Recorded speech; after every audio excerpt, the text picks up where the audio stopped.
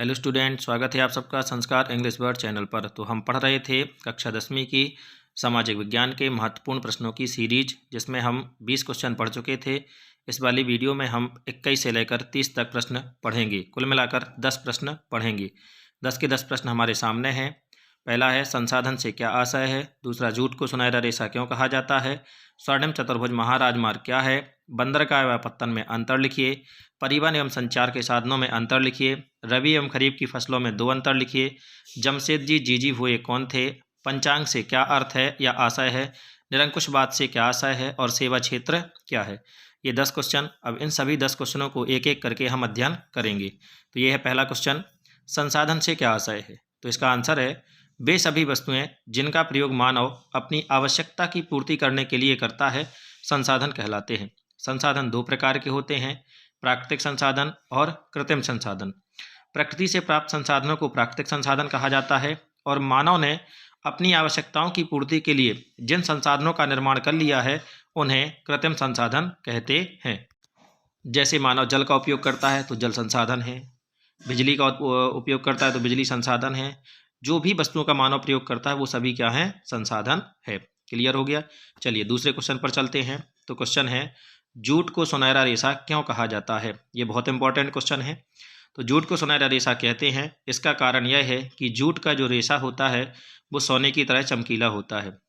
यह बहुत उपयोगी होता है, यह बहुत सस्ता होता है और व्यापारिक क्षेत्र में यह बहुत अधिक महत्वपूर्ण है। इन्हीं सभी कारणों के कारण जूट को सुनहरा रेशा कहा जाता है। बहुत ज़्यादा इंपॉर्टेंट क्वेश्चन है, इस बार ध्यान से पढ़ लेना। चलिए अगले क्वेश्चन पे बात करते हैं। क्वेश्चन नंबर 23, स्वर्णिम चतुर्भुज महाराजमार्ग क्या है। तो देखें, वर्ष 1995 में तत्कालीन प्रधानमंत्री अटल बिहारी वाजपेयी द्वारा भारत के 4 बड़े नगर दिल्ली, कोलकाता, मुंबई, चेन्नई, इनको जोड़ने के लिए 6 लाइन वाली सड़क मार्ग परियोजना प्रस्तावित की गई।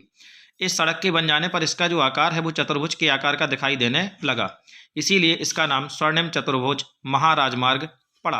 अर्थात चतुर्भुज की जैसा आकार दिखाई देने के कारण इसे स्वर्णिम चतुर्भुज महाराजमार्ग कहा गया। ये पूछा जाता है कि स्वर्णिम चतुर्भुज महाराजमार्ग में कितने लाइन की सड़कें बिछाई जाती हैं, तो इसका आंसर होगा 6। अगले प्रश्न में बात करते हैं, बंदरगाह व पत्तन में अंतर लिखिए। तो बंदरगाह पत्तन में अंतर आपके सामने। बंदरगाह जलयानों व जहाज़ों के तट पर आने जाने ठहरने के स्थान को क्या कहते हैं, बंदरगाह कहते हैं। और जो पत्तन है, जहाँ पर समुद्र तट का वह भाग जहाँ जहाज में माल लादने एवं उतारने का कार्य होता है। ध्यान दें, बंदरगाह में आने जाने ठहरने का स्थान होता है और जो पत्तन होता है उसमें माल को लादने और ले जाने का कार्य होता है। जो बंदरगाह होते हैं वो उनमें जल की जो गहराई होती है वो बहुत अधिक होती है और जो पत्तन होता है इसमें जल की गहराई कम होती है। जो बंदरगाह होते हैं ये प्राकृतिक होते हैं और जो पत्तन होते हैं प्राकृतिक नहीं होते हैं। अगला क्वेश्चन अपना, परिवहन एवं संचार के साधनों में अंतर लिखिए। तो परिवहन एवं संचार के साधनों में अंतर निम्न है। एक साइड परिवहन के साधन, एक साइड संचार के साधन। तो परिवहन के साधन यात्रियों एवं वस्तुओं को एक स्थान से दूसरे स्थान तक ले जाने में सहायता करते हैं और जो संचार के साधन होते हैं सूचना व संदेशों का आदान प्रदान करते हैं। किसका आदान प्रदान करते हैं, सूचना व संदेशों का। परिवहन के जो साधन हैं इसमें सड़कें, रेल, बस, हवाई जहाज आदि आते हैं और जो संचार के साधन हैं इसमें मोबाइल, उपग्रह, दूरदर्शन आदि आते हैं। परिवहन के साधन कम द्रुतगामी होते हैं और संचार के साधन अधिक द्रुतगामी होते हैं। परिवहन के साधन जल, थल, वायु में चलते हैं और जो संचार के साधन है विद्युत तरंगों के कारण से चलते हैं। यहाँ पर एक शब्द आया है द्रुतगामी। द्रुतगामी का मतलब होता है दूर तक जाने वाले, ठीक है। और ये समझ में आ गया। जल, वायु एवं थल में कौन चलते हैं, परिवहन के साधन। और जो संचार के साधन होते हैं ये विद्युत चुम्बकीय तरंगों से या विद्युत तरंगों से चलते हैं। क्लियर हो गया। तो परिवहन के साधन और संचार के साधनों में अंतर हो गया। अगला प्रश्न, रबी एवं खरीफ की फसलों में 2 अंतर लिखना है। तो रबी और खरीफ की फसलों में हमें अंतर बताना है, ठीक है। तो ये रहा आंसर। रबी, एक साइड रबी की फसलें और एक साइड खरीफ की फसलें। तो पहले नंबर जो अपना लिखा है वो रबी की फसलें हैं और दूसरे नंबर वाला अपना खरीफ की फसलें हैं। तो रबी की फसलें जो होती हैं वो शरद ऋतु में अर्थात अक्टूबर नवंबर में बोई जाती हैं और जो खरीफ की फसलें हैं ये वर्षा ऋतु के आगमन अर्थात जून जुलाई में बोई जाती हैं।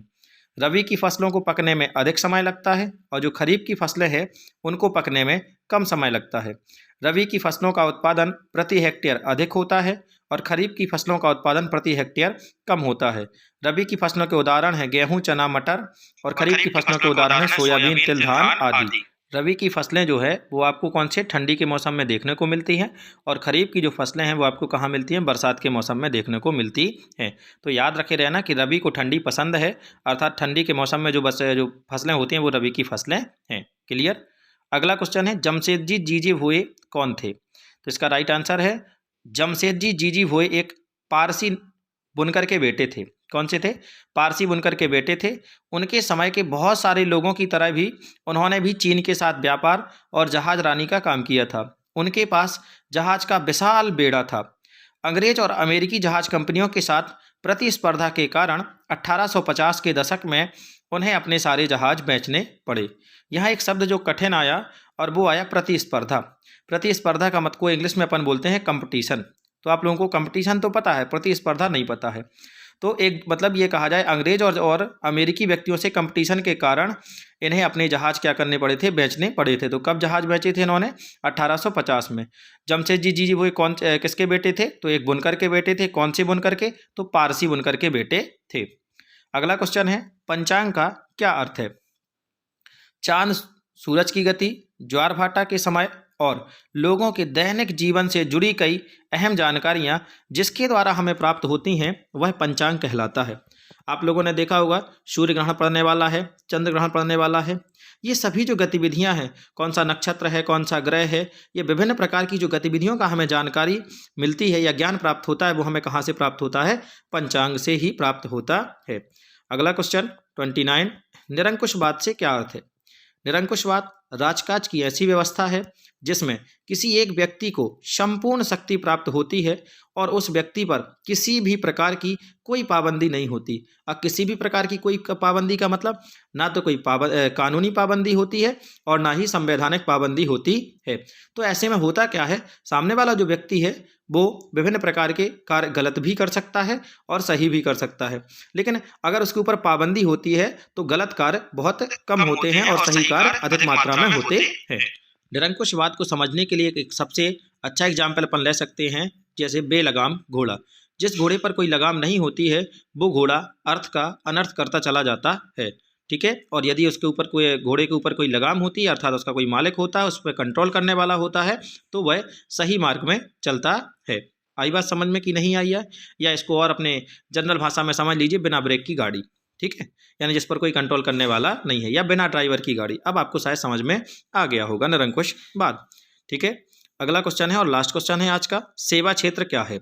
इसका आंसर है तृतीयक क्षेत्र की गतिविधियों से वस्तुओं के स्थान पर सेवाओं का सृजन होता है, अतः इसे सेवा क्षेत्र भी कहा जाता है। इसको शॉर्ट फॉर्म में तृतीयक क्षेत्र को की गतिविधियों को क्या कहा जाता है? सेवा क्षेत्र कहा जाता है। ऐसे आंसर हम क्या कर सकते हैं, लिख सकते हैं। अब आपसे क्वेश्चन कई बार ये विकल्प में पूछा गया है कि सेवा क्षेत्र किसे कहते हैं या तृतीयक क्षेत्र की गतिविधि को क्या कहते हैं। तो जब ये क्वेश्चन आता है तृतीयक क्षेत्र की गतिविधि को क्या है या तृतीयक क्षेत्र को क्या कहते हैं, तो तृतीयक क्षेत्र को सेवा क्षेत्र कहते हैं। और सेवा क्षेत्र के अंतर्गत आने वाली जो हमारी गतिविधियां हैं वो है जैसे वकील, शिक्षक, डॉक्टर आदि। ये पूछा जाता है कि वकील किस क्षेत्र में आते हैं, तो वकील आपके सेवा क्षेत्र में आते हैं। सीधी बात, जो सेवा प्रदान करते हैं वही हमारे सेवा क्षेत्र के अंतर्गत आते हैं, यानी तृतीयक क्षेत्र के अंतर्गत आते हैं। तो ये रही हमारी वीडियो और हमारे क्वेश्चन होते हैं कंप्लीट। तो क्लास 10th के हमारे यहाँ पर सभी विषयों का अध्ययन कराया जाता है। यदि आप जिस विषय का अध्ययन करना चाहते हैं तो हमारे नीचे दिए गए नंबरों पर संपर्क कर सकते हैं। पढ़ते रहना है, मुस्कुराते रहना है। जय राम जी की।